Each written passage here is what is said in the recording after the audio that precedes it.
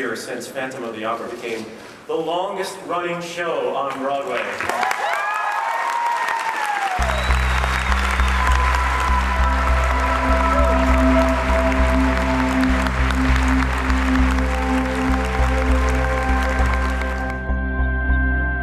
Today we are celebrating the 9,000th performance of Phantom of the Opera. It's just really quite extraordinary. I'm overwhelmed. You do a show to be a hit and hopefully run a couple of years.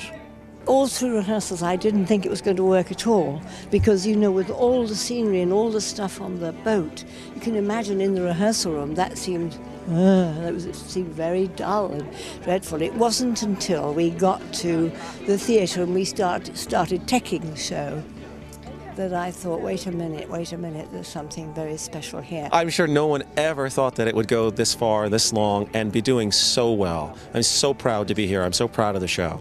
I've been here since the top. We started rehearsals in 1987, and I'm still here, and I'm still having a great time. I'm still having, just like the audience is still having a great time, you know, and that's really the key to it. It's just gorgeous stuff. It's just gorgeous, and the story's terrific, and the cast. We've done a great deal of work to keep this show in mint condition. Believe me, I rehearse them every 3 months.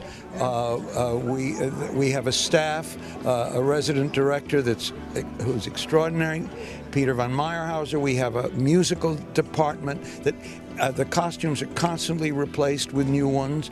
The scenery and the drapes and so on are, the minute that they're showing any age, they're replaced. I rehearsed it in London last week, actually, and it was packed.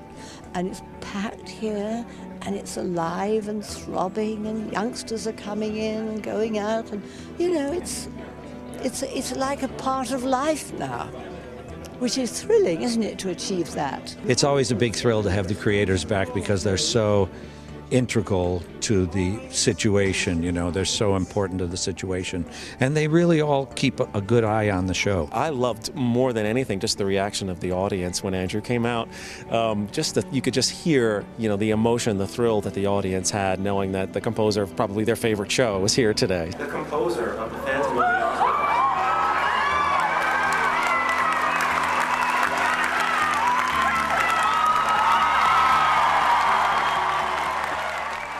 I think Andrew and I had exactly the same goal in mind, and Gillian. I think we wanted to do a very romantic musical.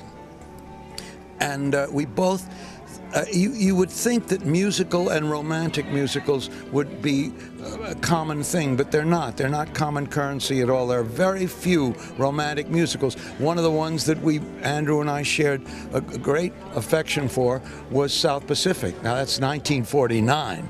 So there really aren't that many. It's the mixture of a detective story and romance, and those are things that everybody loves and everyone's intrigued with. It's just wonderful when you know that it's a special day, when you're reaching another milestone that no one ever thought you would. It's just an incredible thing.